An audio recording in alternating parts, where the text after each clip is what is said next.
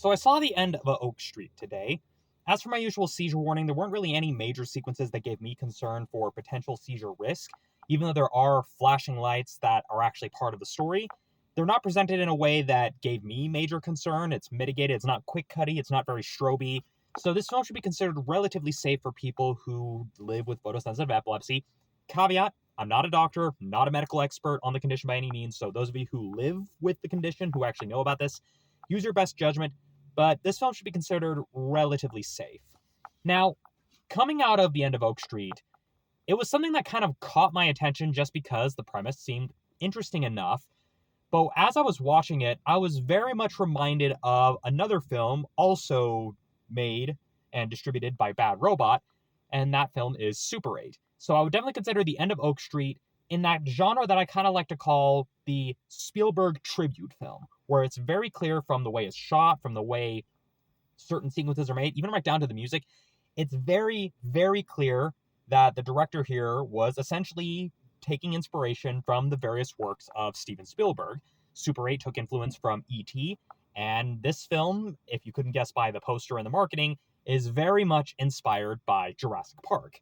But I will give it this, it's at least a fresh take on the idea of humans having to encounter dinosaurs. So I'll give it that. It's at least trying something new instead of just a rehash of a rehash, like a certain other trilogy of films. And so I'll give it credit for at least taking a risk creatively. That said, there was just kind of this weird vibe to it, where there were shots that on their own seem pretty visually striking, but feel like they were put in there because they were the kinds of shots that were used in filmmaking in the 1980s, but not because they really reinforced any major themes or underlying stuff of the story. Very much one of those, oh, we put this in because it looks cool, and it looks cool for the trailers, which is a bit of a shame because some of the sequences and some of the cinematography does look quite good. I just wish that it had kind of the emotional content that really warranted it.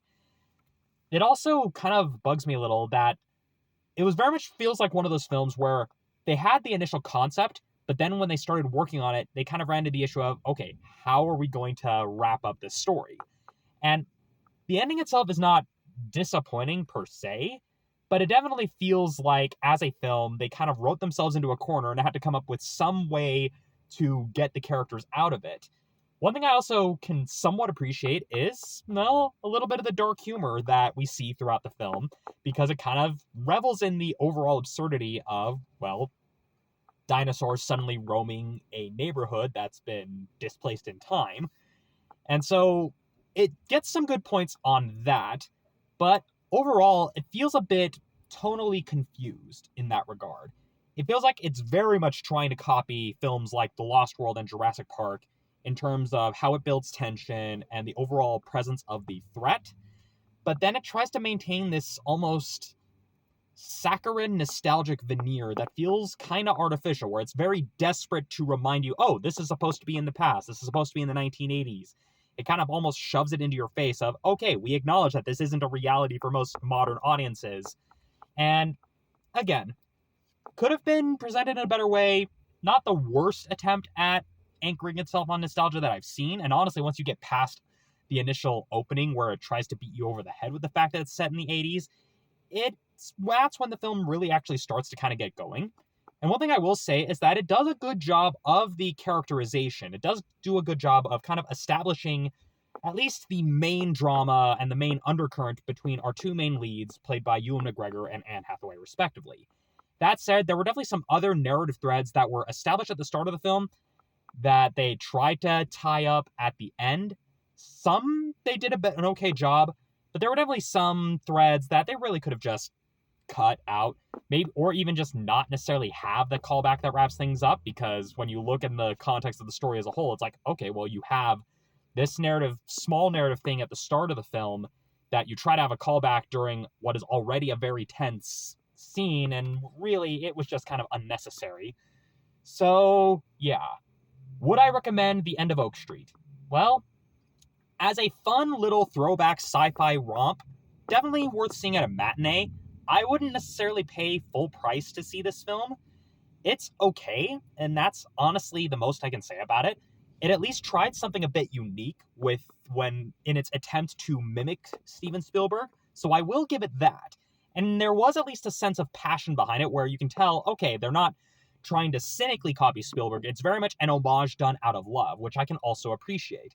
That said, though, this film isn't really reinventing the wheel, and as a family film, I wouldn't entirely recommend it because there is some straight up disturbing stuff that happens in this movie. It's on the same level of what you would see in the original Jurassic Park feature film. So if you're planning on seeing this with your family, make sure that the kids that are with you are at least, older enough. Like, I would definitely say it's very much one of those PG-13 sort of movies, definitely bordering on R, because again, stuff gets graphic. Not like in the sense like a slasher or a horror film, but it's very much, it does not shy away from the very horrifying realities of the scenario without going into spoilers. So, yeah, it's an okay film. I found it entertaining. It's not perfect. It had some things that I liked about it. But if you're a fan of, well, these Spielberg-light tribute films, you'll probably enjoy it. But it's not going to really be revolutionary or groundbreaking. It's treading some pretty familiar ground, but I will give it credit for at least trying something somewhat unique with it, rather than just copying an existing plotline wholesale. It's very much one of those films that I think would have been right at home on like a TV airing back when TV stations used to do movie showings. This very much feels like one of those films that is kind of right at home in that sort of field. Not necessarily like big theatrical release, but definitely one of those sci-fi TV movies. And I don't mean like the Sci-Fi Channel specifically, but like one of those TV movies that you would see on network television back when they used to show movies. So those are my thoughts on The End of Oak Street. If you've seen it, do you agree with me? Do you disagree with me? Let me know in the comments below. And I will see you all next time when I next get a chance to see a movie.